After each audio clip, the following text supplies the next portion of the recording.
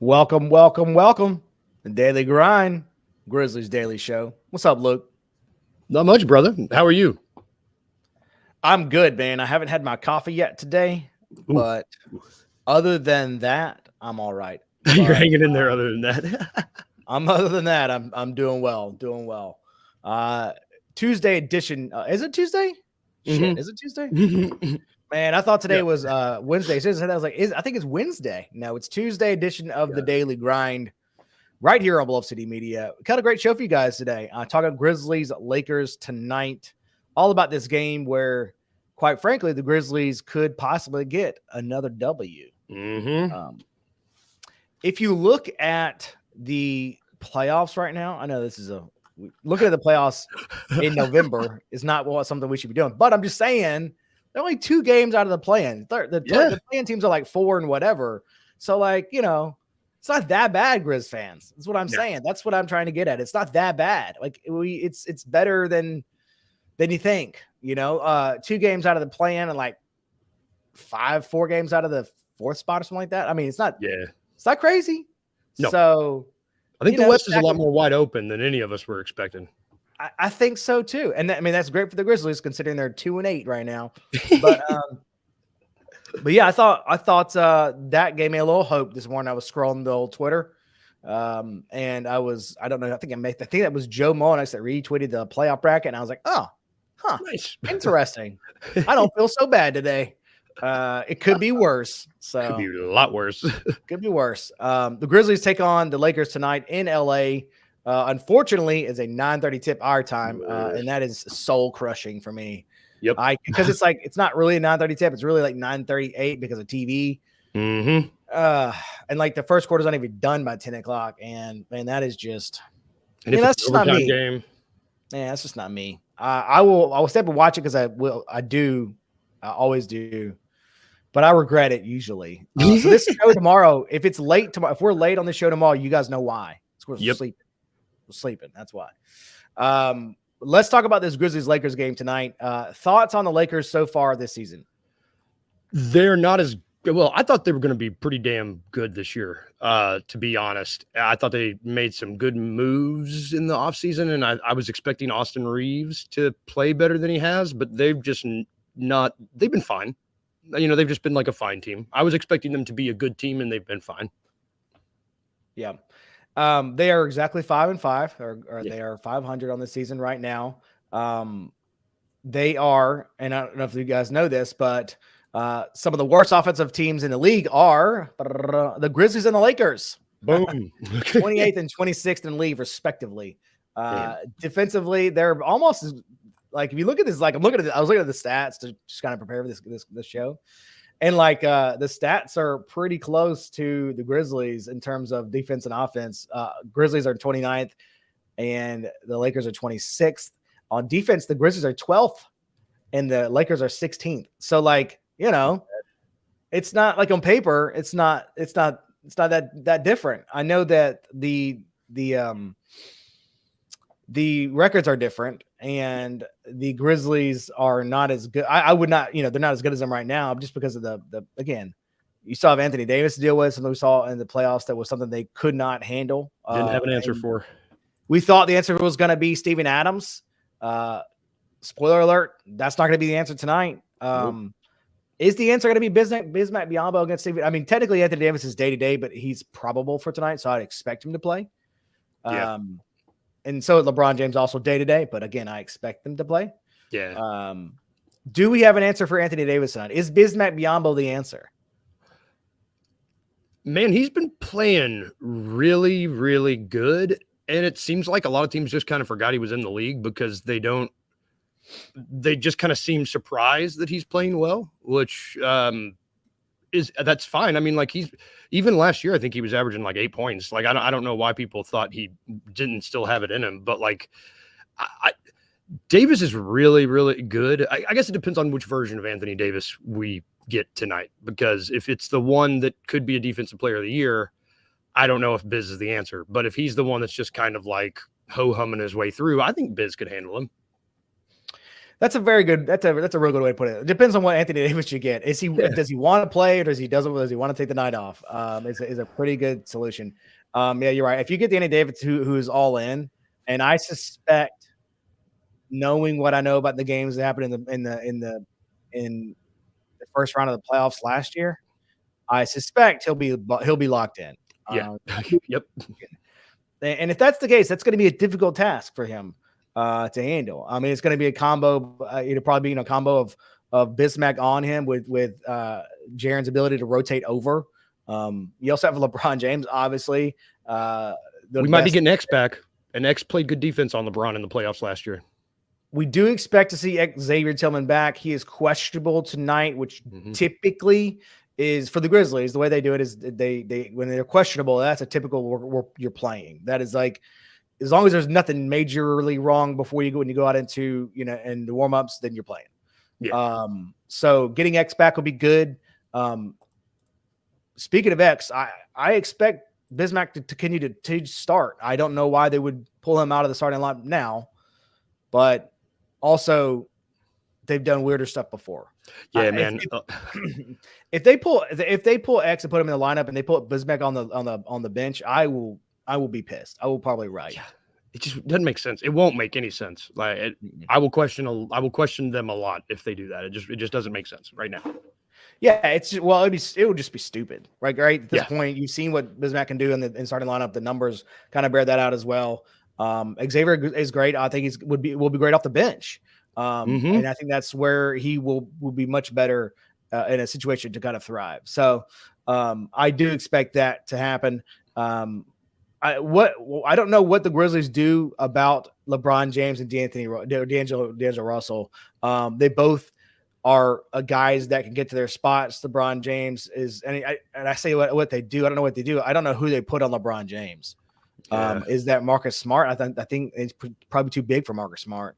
I think that's kind of my biggest question is how do they guard LeBron James?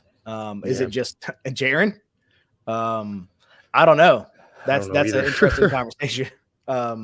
I think that's an interesting topic of what do you do, LeBron James? I think if you can, you can always say, put someone on and say, hey, LeBron James is going to get his, right? And we just try to limit everybody else. And sometimes you just do that because you don't really have the answers, right? Do you just rely on Marcus and Jaren? Is that who you hope? I mean, well, again, that's the problem is you have D'Angelo Russell out there too, who can also get points, and we've seen him even in the playoffs be a major Grizz killer.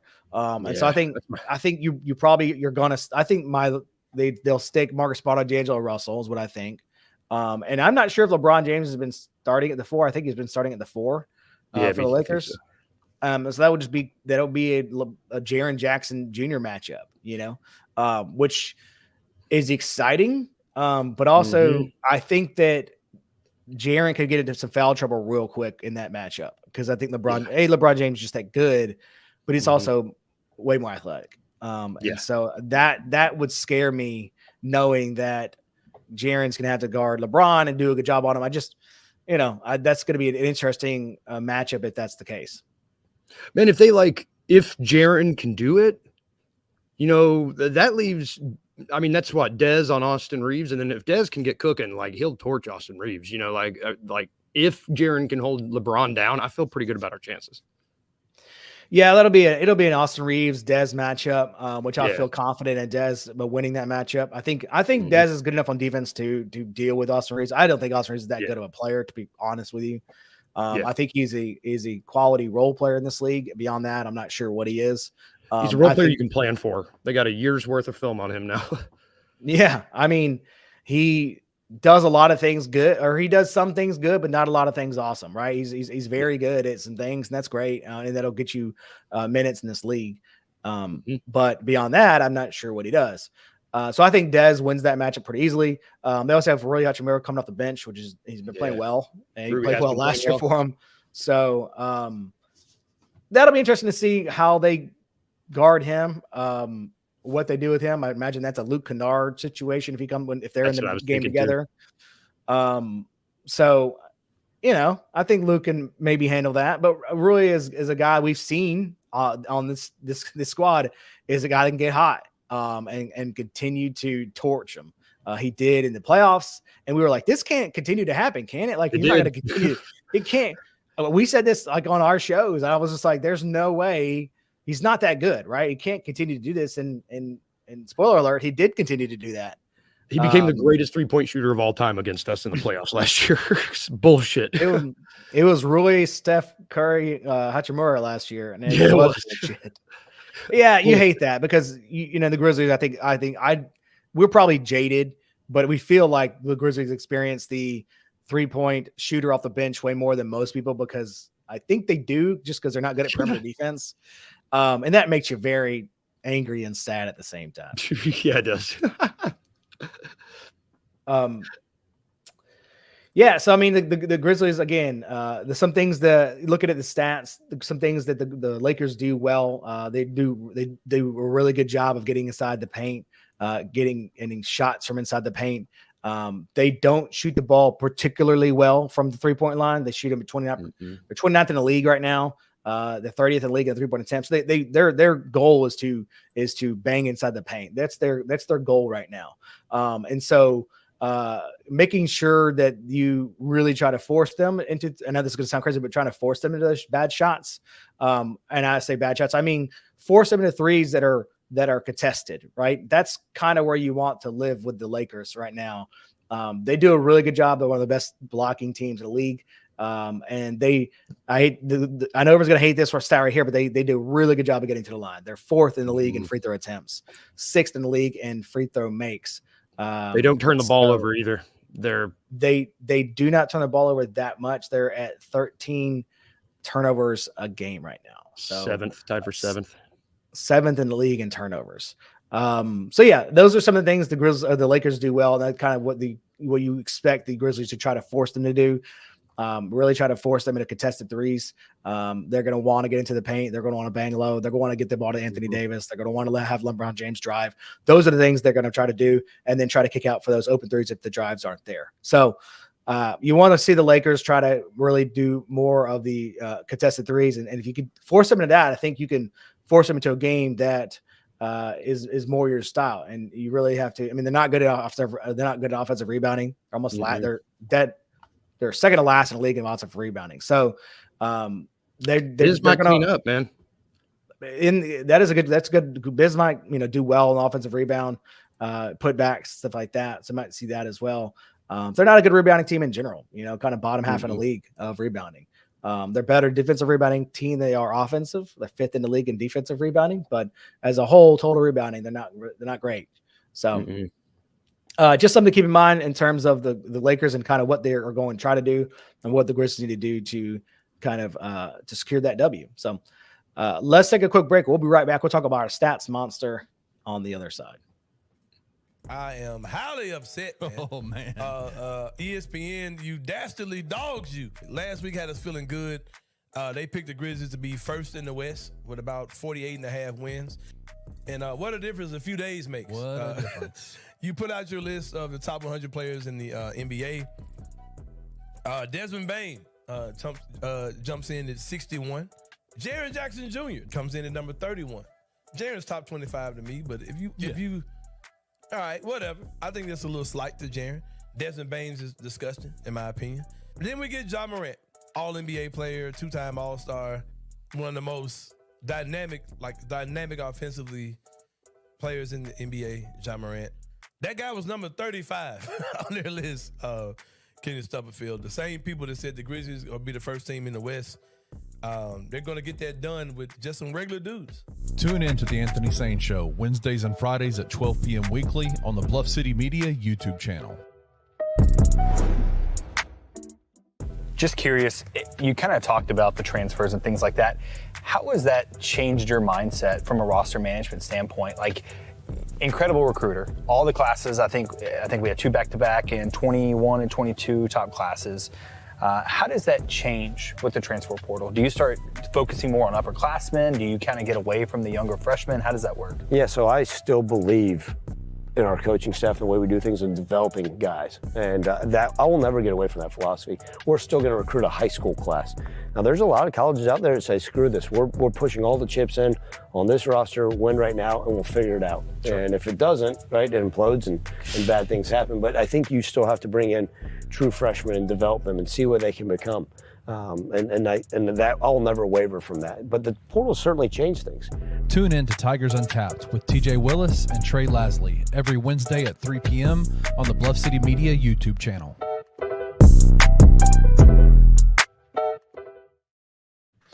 Welcome back to the show, The Daily Grind, a daily Grizzlies show where Luke and I are here every day talking about the Grizzlies for you guys. Before we get into our self-promotion of the day, someone just dropped a comment on the channel and said, that's Daniel. Said LeBron's questionable. Maybe he won't play. I do expect him to play. I mean, that would be great. If LeBron doesn't play, that's just kind of a blessing. Maybe he thinks that the Lakers can win without him, beat the lowly old Grizzlies. That'd be awesome. I'll take it all. Us, but he hates Dylan. What if it was Dylan he hated, not us?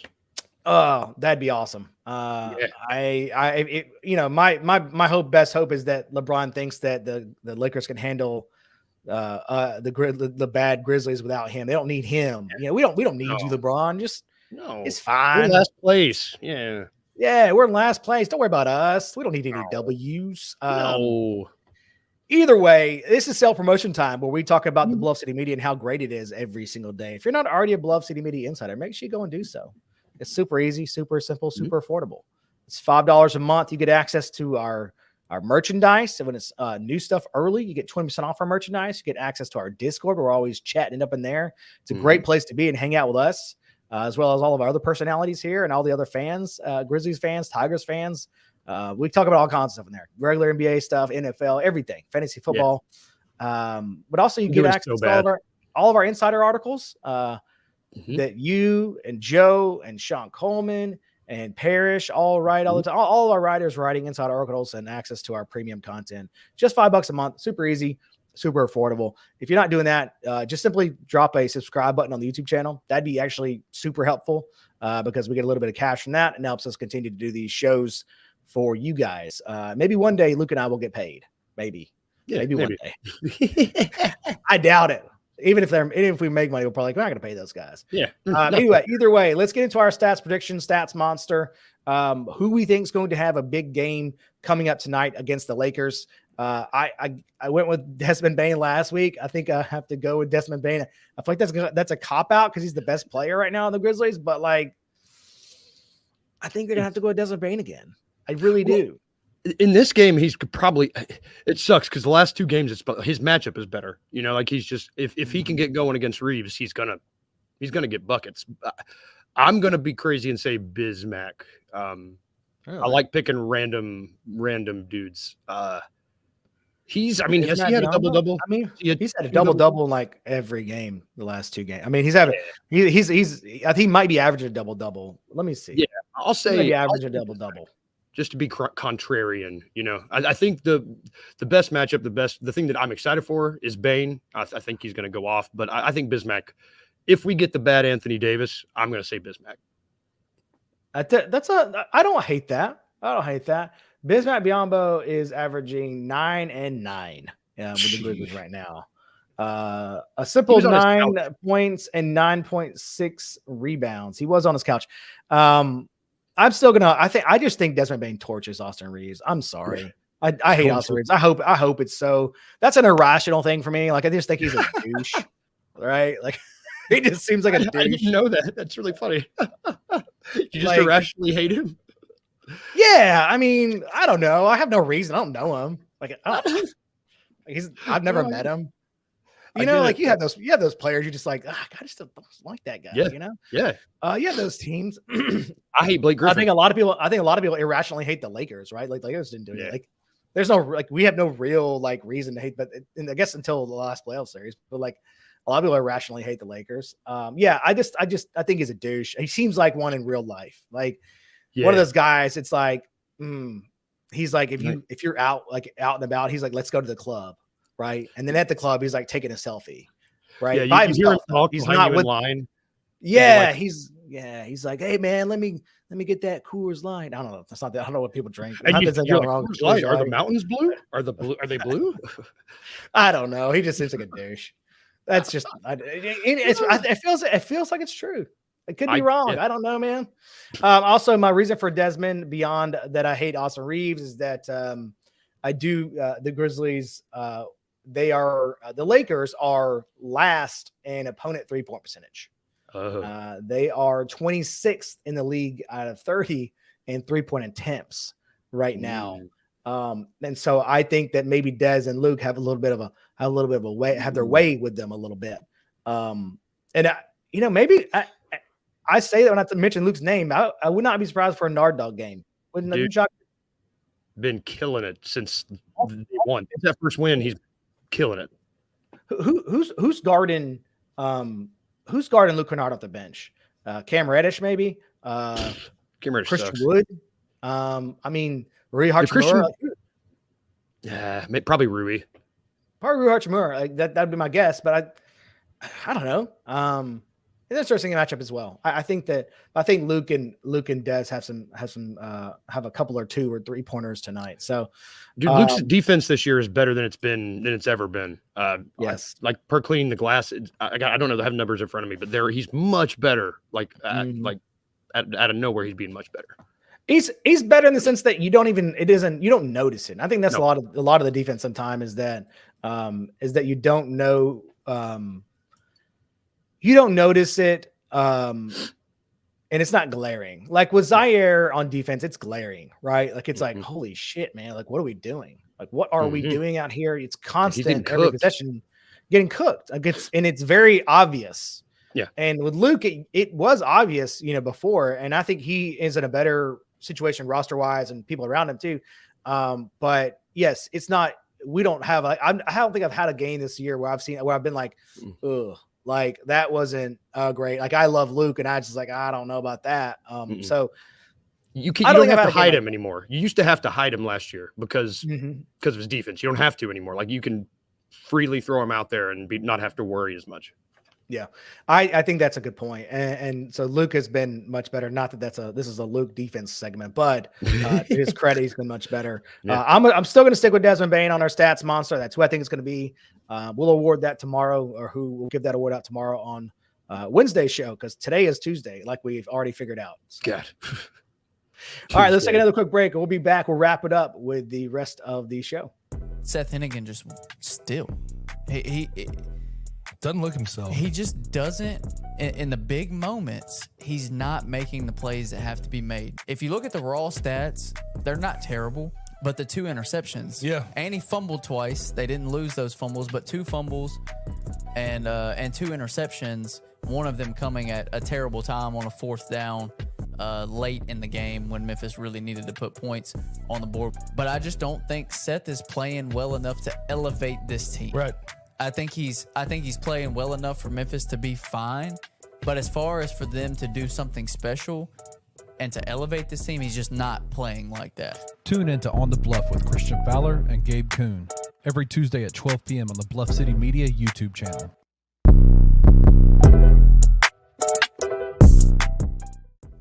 Kenny, there are certain guys in the NBA that are enigmatic players. They're going to be appealing to a large fan base.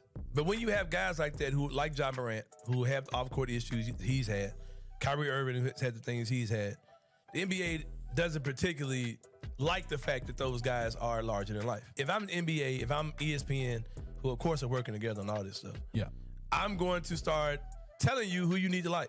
And it's going to be a different type of guy to kind of play off of the guys that are going to be there anyway. Let me put these squeaky clean image guys that we want to put in front of you up there as well to kind of counteract some of the stuff we get with the guys that we don't have any control out of. So let me put the Tyrese Halliburtons in front of you. Let me put the Shai Gilgeous-Alexanders in front of you, the Josh Giddeys. Let me force these guys in front of you, not particularly on national television games, but let me just kind of create these little sub agendas with these guys to kind of make them those second tier stars that we're gonna like put out in front as well. Like they're doing this on purpose, man. Like if anybody can't see this, like come on, man. Do not sit there and tell me that you really think that Tyrese Halliburton is a top 20 player in the NBA. Tune in to The Anthony Sane Show, Wednesdays and Fridays at 12 p.m. weekly on the Bluff City Media YouTube channel. Welcome back to the Daily Grind, a daily Grizzlies show that we do right here at 9 a.m. every morning on Bluff City Media YouTube channel. If you're not already a subscriber, go and do so. Just click that subscribe button. Super easy, super helpful for us. Last segment of the show, is this Grizzlies Lakers teams, is this a rivalry now? That's the question we're here to answer in the last segment of our show. Is it a rivalry? You know what? I haven't thought about it like that before. And I would, before last year, obviously we'd say no. Yeah. But that playoff series was tough. And we talked about just a minute ago about me irrationally hating the Austin Reeves on the Lakers. And I think it led to a lot of hate on the Lakers from this, also it's LA, I feel like a lot of those guys are pompous assholes anyway. The LA vibe. And I can see why people dislike the idea of the Lakers, right? I can see why people hate them. They complain about a lot of stuff. Anthony Davis is a big baby Anthony Davis, always crying about something. The refs are always apologizing for missed calls they made against them. Yeah, I don't know. The more I talk, the more I get mad, though. That's what I'm saying. The angry I'm getting, though. Now that I'm saying it out loud, maybe maybe fuck those guys. Yes. You know what? Maybe. I miss the days where teams hated each other. Not hated, but it's like 10th men are swapping jerseys with 11th men, and it's like I love that I like that, but I miss when they have rivalry week. It doesn't feel like half the games they show are rivalries anymore. I miss the ones where these teams saw each other numerous times, hated each other every time, and the games were great. I'm thinking back when Dez started John with LeBron. I think that was 2 years ago.